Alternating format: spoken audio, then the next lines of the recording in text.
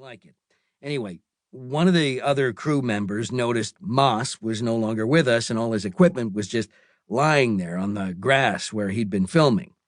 I'm talking expensive kit, and Moss wasn't the type to dump it and wander off. We searched as far as we could, but saw no sign of him. By that point, the noises had stopped, and we called in the local authorities to carry out a proper search. They didn't find him. But they did find human remains. Those were nothing to do with Moss. The ruin of the church where we were filming was inside a sinkhole. It had collapsed when the ground shifted a century before. Doesn't take a genius to figure out the bones they found in the caves were from back then, either from the graveyard next to the church or from someone who got caught in a landslide. So you don't believe in Harrow Lake's local legend, then? You mean Mr. Jitters? Don't be ridiculous. There's no 100-year-old monster eating the locals, and there never was. Harrow Lake is just a small town that got hit by a terrible disaster and never fully recovered. I'm not surprised they explained it away with some paranormal nonsense, curses and whatnot. It's easier than admitting they mined too deep into their own hillside and damn near buried themselves. Actually, cut that last part. People who live in these hick towns are so quick to take offense, and I can't be bothered dealing with the hate mail. Sure, go again, whenever you're ready. Okay. I'm not sure what exactly we heard in the caves that night, that clicking. Maybe it was some natural phenomenon, maybe not. All I know is that I never saw anything unusual in or near the caves. And I have no reason to believe Moss's disappearance was anything other than an accident. We'll probably never know exactly what happened there. Look, these stories, small-town legends about monsters or demons or evil spirits, they're all just an excuse for people to avoid seeing the real monsters all around them. It's a way to shatter the proverbial mirror. That's why I make the movies I do. I'm reconstructing the mirror. Make sure you use that, all right? That's a damn good quote. Oh, I will.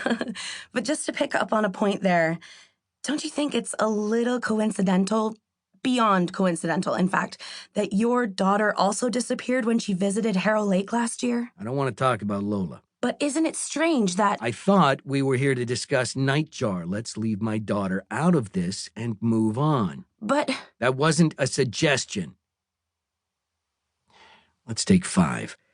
Maybe you can use that time to pull your head out of your ass and start asking me relevant questions. 1 year earlier. Lola. Chapter 1. I bury my secrets in a potted plant on West 17th Street. There's nobody inside the brightly lit lobby of the apartment building next to me, and only a couple of people farther along the street.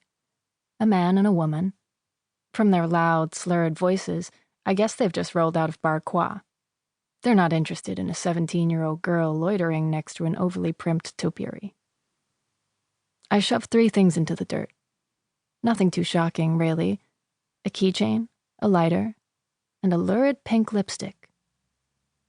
The keychain I stole from some guy. I saw a girl give it to him outside the public library. There was something about the heat in her cheeks that made me tell my tutor I was going to use the restroom, and I followed the boy inside.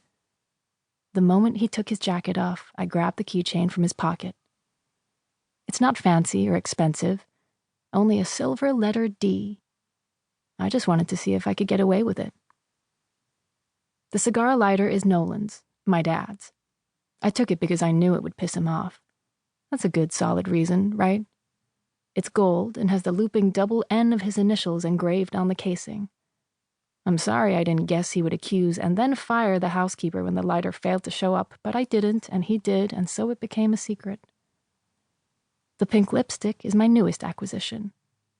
I stole it tonight from the restroom of Bar Croix, the same bar the couple up the street just stumbled out of. I just couldn't resist hiding one last secret before leaving New York behind.